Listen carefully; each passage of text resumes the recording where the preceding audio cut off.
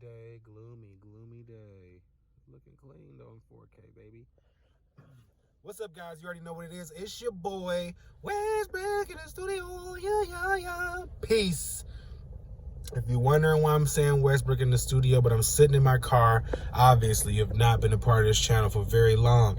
Make sure to subscribe. Make sure to leave this video with a thumbs up. Now, I just finished the podcast. Open the sunroof, even though ain't no sun out here. Me and Shane, we're getting ready to go to the store to get some diapers for my baby. And somebody asked me, hey, Westbrook, I just purchased the Pro account, brother, but I don't see any effects. I thought if I purchased the Pro account, I would see effects on my thing. Is there any reason why I don't see effects on my screen? And can I fix it? Tell me something. I got the answer for you. Right?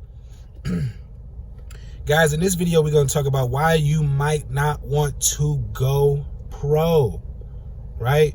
Guys, if you don't have the Spire Studio itself, you won't be able to use any of the effects. And that's what the effects are coming from. They're not coming from your phone or they're not coming from the app. They are actually coming from the device itself.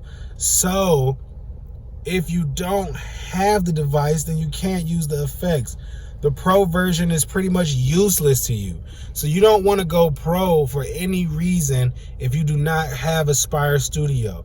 Going pro won't do shit for you if you don't own a Spire Studio, because one of the main features that the Pro does is it remembers how you set your plugins and your presets so that you don't have to do them over again. And if you're not recording through the hardware and you only using the software, then you don't need to remember anything. It's just keeping you from resetting things, and it's keeping your sound consistent.